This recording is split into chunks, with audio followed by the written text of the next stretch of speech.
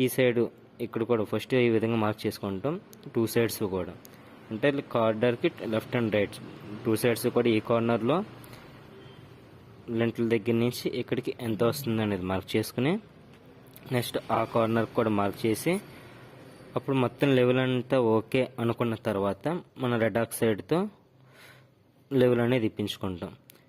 అంటే red oxide మేము ఇచ్చేస్తున్నాం, మీరు ఏ పెయింట్ అని ఇచ్చేయచ్చు, మనం అక్కడ లెవెల్ అనేది ఇచ్చుకుంటాం. సో ఈ లెవెల్ ఇచ్చుకున్న తర్వాత మనం డోర్ ఫ్రేమ్స్ పెట్టడానికి క్లీనెస్ అనేది ఇస్తాం. సో ఈ విధంగా ఈ లెవెల్ ఇవ్వటం వల్ల ఏంటంటే ఇప్పుడు మనకి ఏ రూమ్స్లోకి వెళ్ళినా ఏ కారిడార్లో ఉన్నా ఇదే లెవెల్ అనేది కనిపించుద్ది. ఇప్పుడు ఎక్కడైనా చూసినా కూడా మనం ఒకటే సింగిల్ లెవెల్తో వాళ్ళు ఆ లెవెల్ నుంచే మనకి డోర్ ఫ్రేమ్ అనేది ఫిక్స్ చేస్తారు. నెక్స్ట్ ఫ్లోరింగ్ చేస్తున్నప్పుడు కూడా అదే లెవెల్ని యూజ్ చేస్తారు. సో మనకు ఫ్లోరింగ్కి నెక్స్ట్ డోర్ ఫ్రేమ్స్ అన్నీ కూడా లెంట్లు మనం ఏమో స్ట్రక్చర్ అవ్వచ్చు, నార్మల్ స్ట్రక్చర్ ఫ్రేమ్